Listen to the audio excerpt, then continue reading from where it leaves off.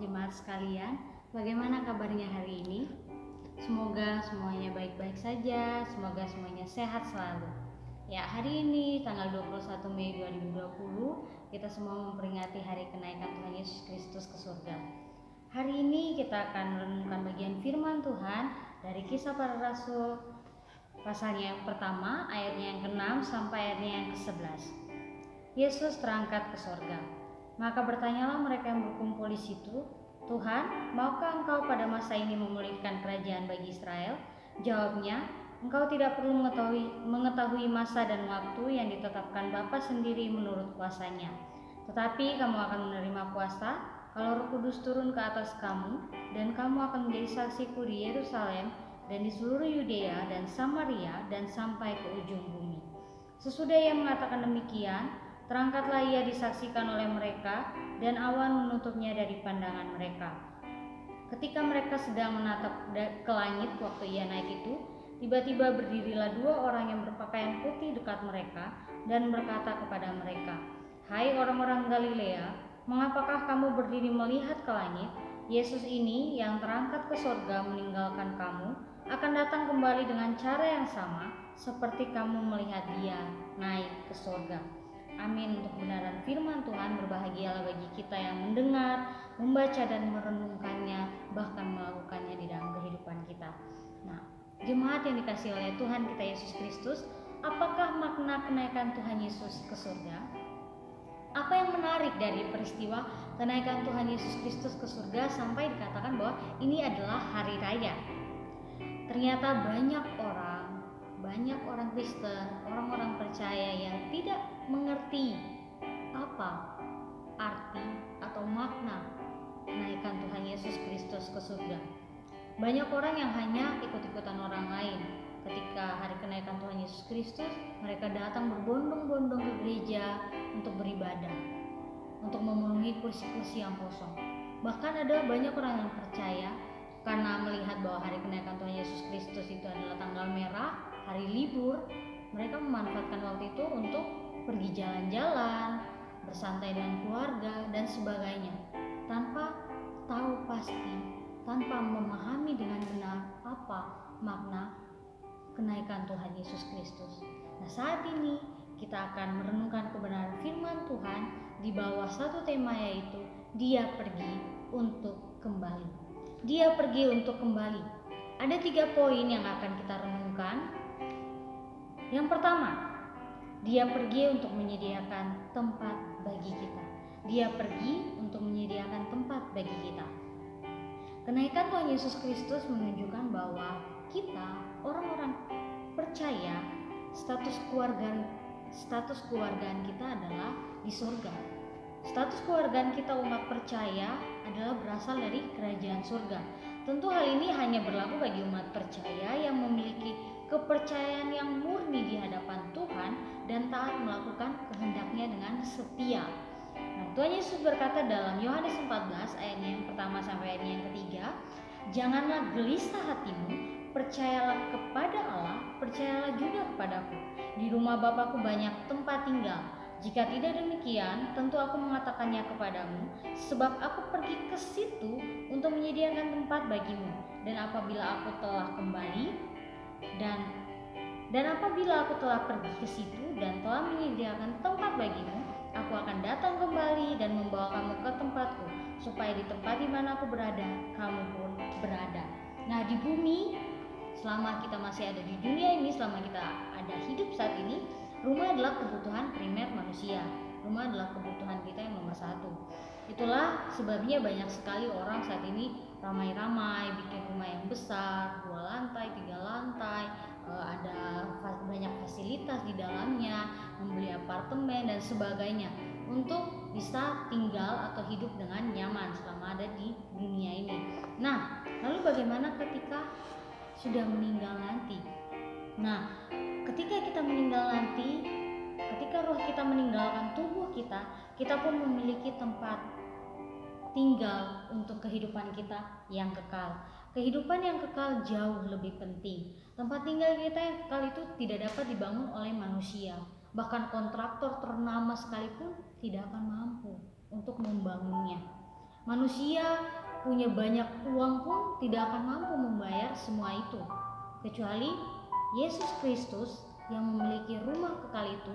Dia yang berkenan menganugerahkannya kepada setiap kita.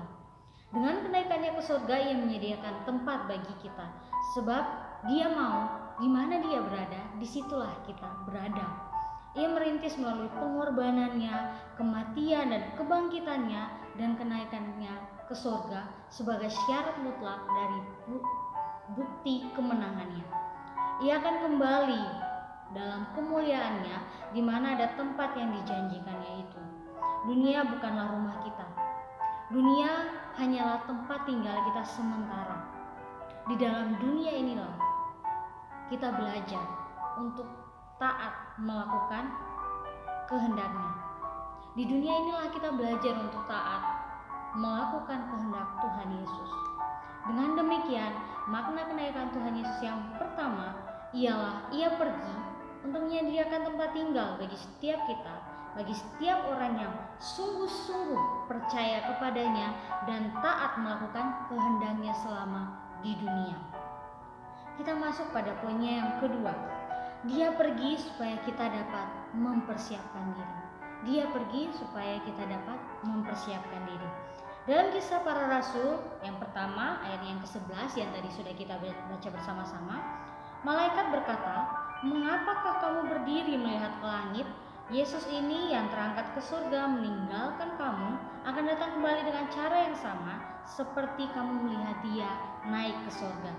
Sebagai orang percaya, kita jangan hanya terkesima, hanya mengagumi Tuhan Yesus ketika sudah naik ke surga. Yang terpenting sekarang adalah bagaimana kita harus mempersiapkan diri menyambut kedatangannya kembali. Hal ini sudah ditegaskan oleh kedua malaikat yang melayani Tuhan Yesus.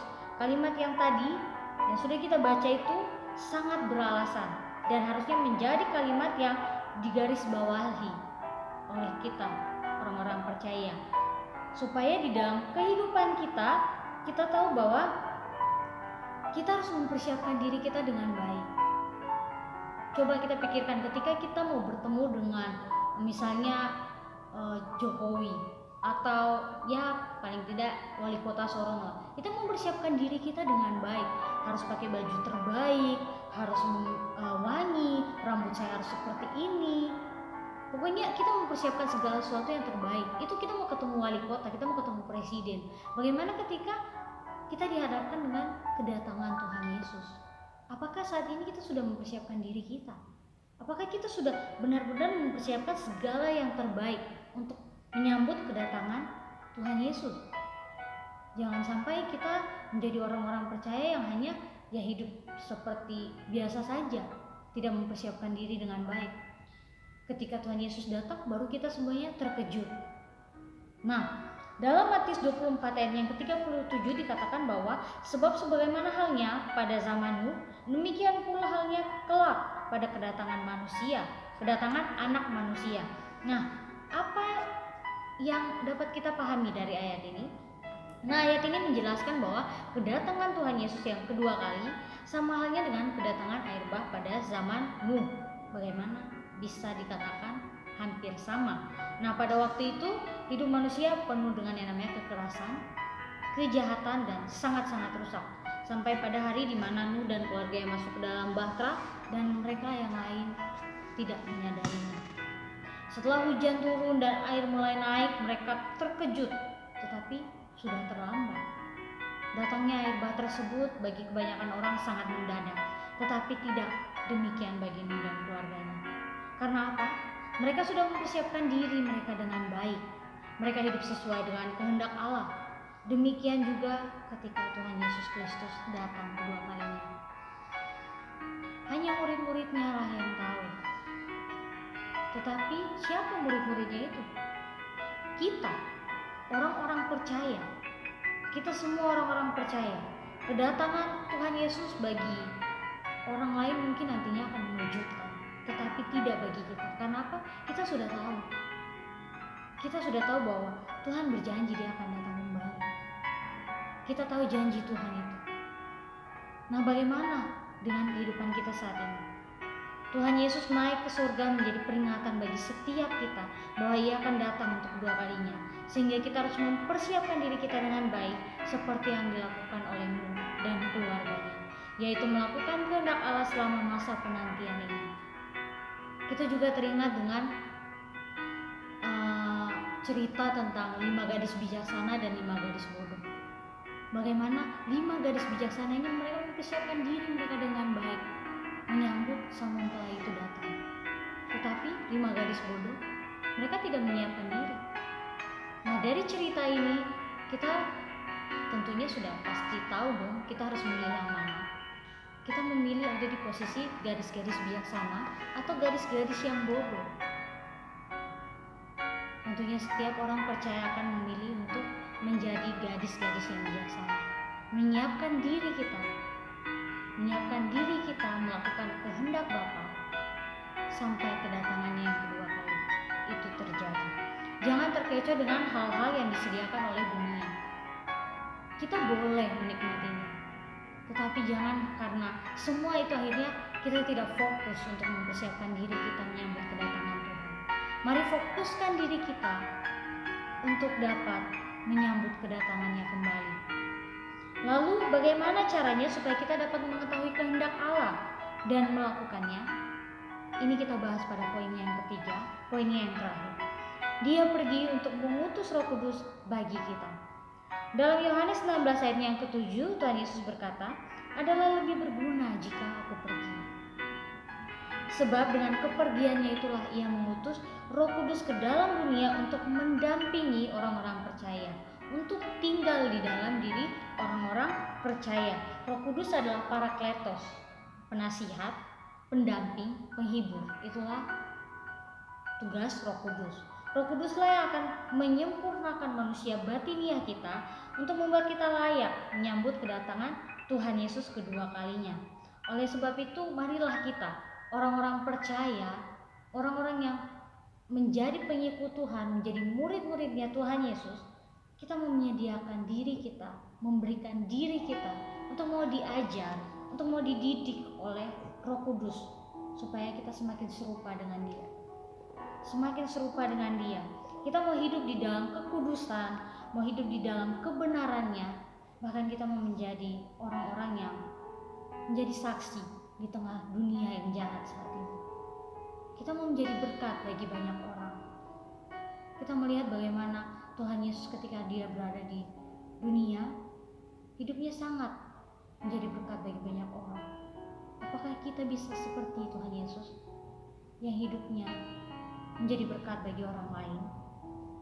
Roh Kudus diutus oleh Dia untuk membawa kita kepada segala kebenarannya, sehingga kita menjadi saksi yang membawa terang di tengah-tengah dunia yang penuh dengan kegelapan, dunia yang jahat ini.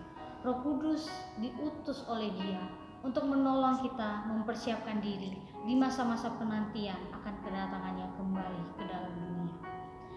Dengan demikian, makna kenaikan Tuhan Yesus ke surga adalah Ia pergi untuk menyediakan tempat tinggal bagi setiap kita, setiap orang percaya, dan mengutus Roh Kudus menjadi pendamping kita untuk dapat belajar hidup taat dan setia di bawah pimpinannya, serta yang memberikan kesempatan untuk kita menjadi saksi Kristus di tengah dunia ini dan mempersiapkan diri menyambut kedatangannya kembali.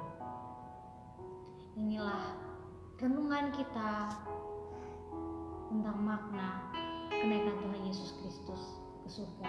10 hari lagi kita akan masuk dalam hari pencurahan Roh Kudus, dan mari selama hari-hari ini kita merenungkan kebenaran firman Tuhan ini. Kita mohon Tuhan supaya memberikan kita pemahaman yang benar, sehingga kita dapat melakukan setiap kebenaran firman Tuhan ini di dalam kehidupan kita, sehingga ketika kedatangannya kedua kali kita tidak terkejut, tetapi kita benar-benar sudah siap. Soli Deo Gloria, Tuhan Yesus memberkati.